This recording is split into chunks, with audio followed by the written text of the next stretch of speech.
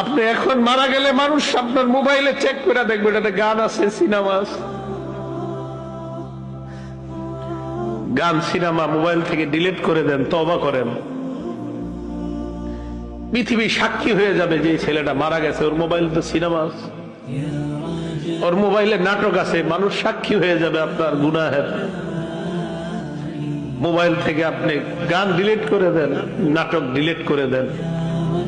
বন্ধুরা চাপ দিয়ে আমারে ফেসবুক খোলাইছিল, আমারে ফেসবুকে ইসলামী লেখালেখি করতাম। কিছুদিন পর বুঝতে পারলাম এখানে সময়ের লেখালেখি যদিও আমি করি, মানসিক যুদ্ধে লিপ্ত হইতে হয় ফেসবুকে। মানুষ পক্ষে লেখে, বিপক্ষে লেখে।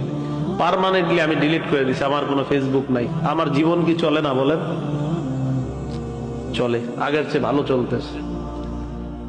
আমি যুবক ভাই যারা আছেন, যাদের মোবাইলে গান আছে, আপনি একবার ভাবেন, আপনি মারা যাওয়ার পর আপনার মোবাইল তো আপনার অন্যরা চেক করবে, যারা আপনার খুব ভালো জানে, চেক করে দেখবে ওখানে গান, সিনেমা, নাটক, এমন অশ্লীল কিছু আছে কল্পনাও করতে পারবে না। ছি ছি, ওর মোবাইলে এগুলো,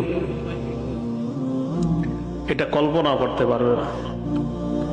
আবু ওয়াইল মাথাটা নিচের দিকে দিয়ে বলে যে গান অন্তরে মুনাফিকি সৃষ্টি করে, গান নেফাক সৃষ্টি করে।